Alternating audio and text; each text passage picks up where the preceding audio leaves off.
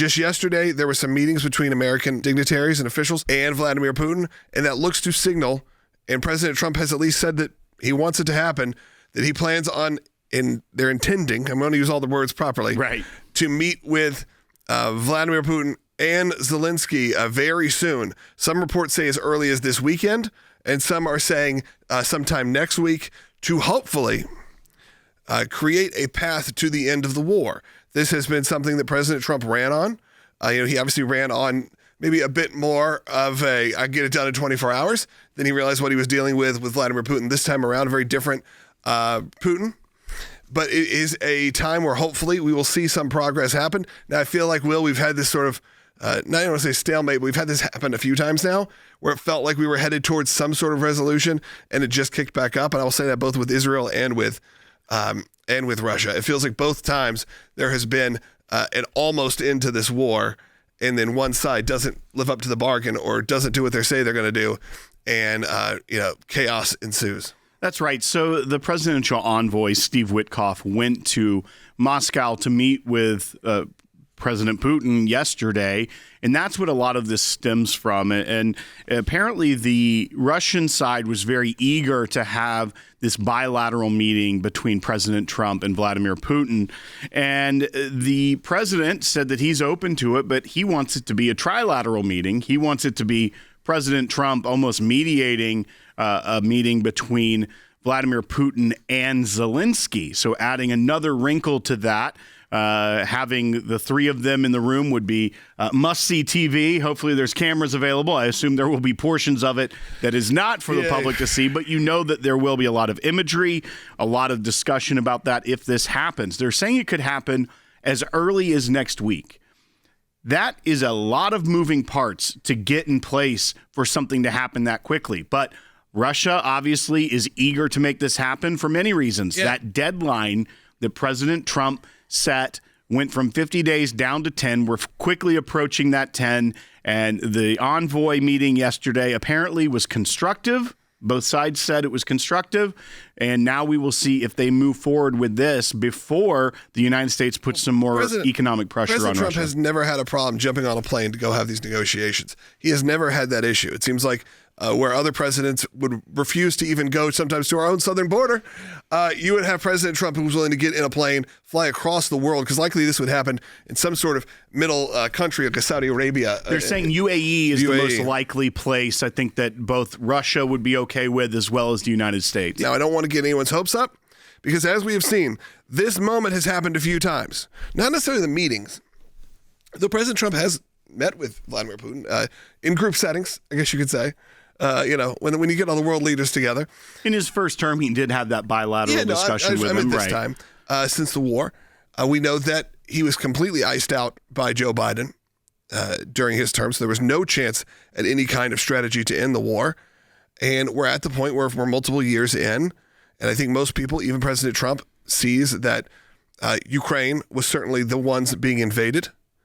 They certainly see that they're the ones being, at this point, still trampled upon. But how do we come to a conclusion? That's going to be something that hopefully we'll find out here in the next few months. And again, you may be put in the chat, how dare you say that? Look at President Trump's words. I think a lot of people, once they get involved with what you're dealing with Vladimir Putin, you see it. Look, I've spent a good bit of time in Russia as a kid. I don't think we've really talked about that a lot. Beautiful place. A beautiful place that I love. And I really hope that there's a point where my kids can go back and see it. I mean, somewhat is our homeland. It is a place where a lot of my family came from, so Ukraine and Russia. I would love for them to experience the history that's there. Now, even then, 20 plus years ago, maybe more, it was already a pretty different part of the world. It didn't feel like your mainline Europe. It had a different structure. Now, it didn't feel unsafe. There were obviously attacks and things that would happen, but there was a lot of movement, a lot of positive movement coming out of Russia from the 80s through really the mid 2000s, where you actually saw some of American values being exported to Russia. You saw these major concert events happening. You saw people being able to have what felt like elections, and then you had what Vladimir Putin has put in place, which definitely feels a little bit more like the old times, and so much so that We're experiencing this now for the third year in a row. Hopefully, President Trump could do something about it. And as we talk about this meeting that hopefully happens as soon as next week between President Trump and President Vladimir Putin of Russia, there's a lot of optimism that can go around it unless you're on the left. They're already starting to put out there their talking points that he's just falling into Putin's trap. He's going to use his KGB tactics on President Trump. And he's just stringing him along. You do have to be careful. Well, 100%. But that's why there is a intelligence apparatus around him. That's why these are two world leaders going to meet. And as we talked about even yesterday with Rick Grinnell, talking is not a bad thing. That is what the president before, President Biden, never picked up a phone to talk to Vladimir Putin and try to see a way out of it. The only answer was to endlessly send more money and more weapons to Ukraine to ensure that the war continued. This is a different tactic. This is talking with people. And it's not President Trump just saying, okay, fine, I'll go talk with you. He's saying, you want to have a talk?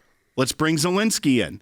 These are negotiations. That is what he does best. That's what we have seen. That's why many people supported him, is because of his negotiation skills and being able to get the people in the room that can make the decisions about ending the war. That is something that we have not seen. This happened in February of 2022, while Joe Biden and his national security team had plenty of time to prepare for something like this. We were even talking about it the entire time leading up. Like, it seems like Russia's probably going to invade Ukraine. And they did. And it was interview clips, I remember, of Joe Biden saying, don't. Things like that. That was the strongest he could do. But now we're seeing a different sea change. And the left can't just say, like, oh, maybe it's good for world leaders to sit in the room and talk together. Maybe that's something that we can do to try and achieve some peace here, to stop the killing, as President Trump talks about. But instead, they want to go ahead and find a way to tear it down, and they cannot accept anything could potentially be good, not just for the United States, but for the world. The economy globally has a lot to do with what's going on in Russia and Ukraine right now. All the sanctions on Russia that has to do with their energy, any manufacturing, any of their leaders, that affects a lot of our even trading partners. You see, yesterday, President Trump said he's going to raise the tariffs on India because they are defying sanctions and continuing to buy oil and gas from Russia. These are things that would affect the entire world. Yeah, a lot of and those seeing sanctions... leadership and actually getting in a room to talk is something that should be celebrated, even if you go into it cautiously. We have to. And cynically, even maybe that nothing will change. You still have to say this is a good thing that world leaders are willing to sit down and talk, and potentially even the president of Ukraine. Well, we've had that. We've talked with Mike Pompeo and other people about it. This sort of liberal media skew that if they disagree with you, you are somehow an idiot.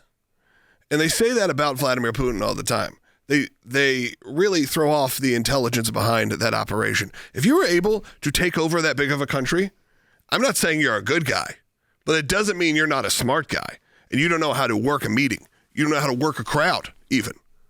Okay, you probably go to Russia. There's a lot of people who support Vladimir Putin. Okay, it's not exactly how the media portrays it. So you got to remember that when you go into these meetings, that this is a very different situation. This is a very different war, and Russia is a very different place.